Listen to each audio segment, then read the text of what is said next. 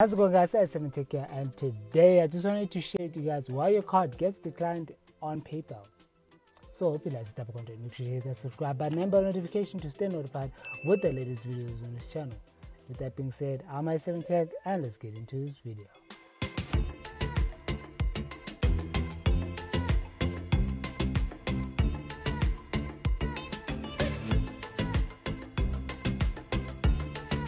So one of the main reasons why your card gets declined on PayPal is because your bank doesn't allow foreign exchange, which is mostly true for most banks in South Africa, but not all of them. Some of them you have to go through leaps and bounds just to get everything set up properly, and you have to notify your bank that you're going to do that before you do it so that they can enable it in your account. But one of the other things that a lot of people don't know is that, PayPal needs to charge you for linking your card to your PayPal account. So anytime you add your card to PayPal, PayPal is going to take a little bit of money. It's not a lot. It's less than, I think it's about 17 cents.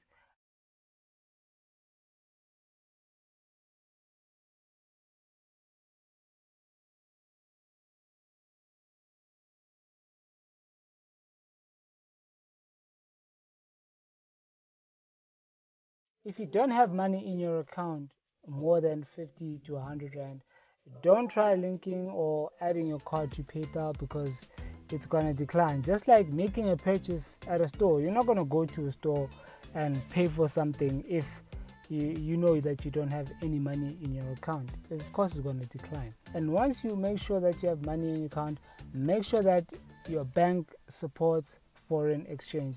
And that's, for some bank accounts, it's really hard because they do not have this information readily available.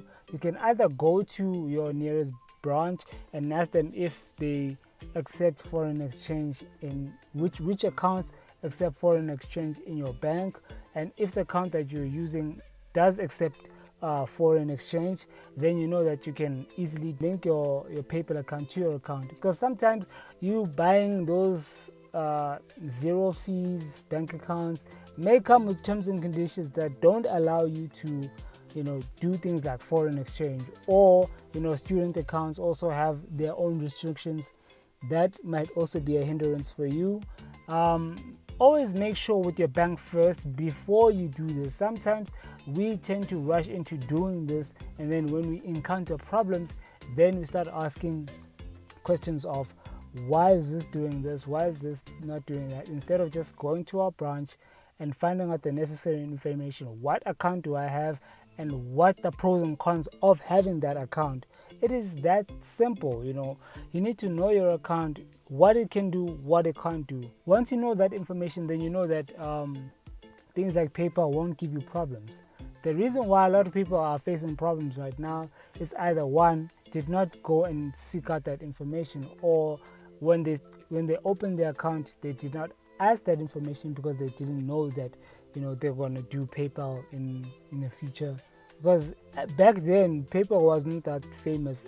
Only PayPal started getting famous right now. When people started making more money online, then now PayPal started coming up, because most of these companies that actually pay us or have legit platforms where you can make money are overseas platforms, because they've been doing it the longest.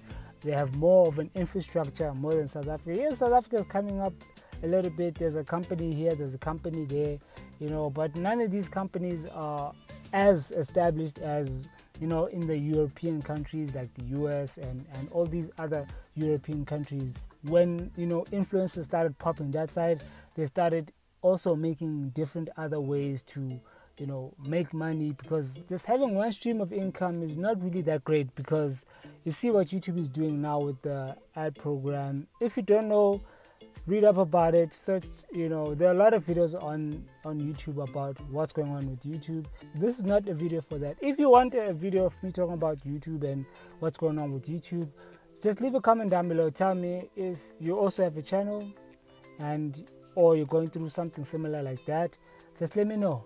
But going back to your bank account, just go and find out the information first. Sometimes just going to find out information would save you a lot of time watching these videos over and over and over again, trying to fix a problem that sometimes it's just not your problem, it's a problem on their side. Instead of just going to your nearest branch and asking what's your pros and cons for your account, it is that simple. That's mostly one of the problems that a lot of people face when they're linking their PayPal account. And also sometimes when you're adding your address, sometimes it says your address is not legit.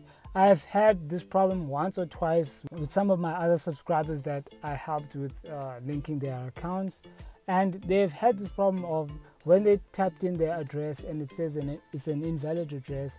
When they try typing in another address and then it works, sometimes they just change 2 or 3 addresses close to where they stay, and then it works. So I just don't know why FNB does that. I'm not sure, maybe it's just on their side. Maybe the influx of people doing this a lot is now maybe putting some pressure on their systems, having to do the same thing over and over and over again.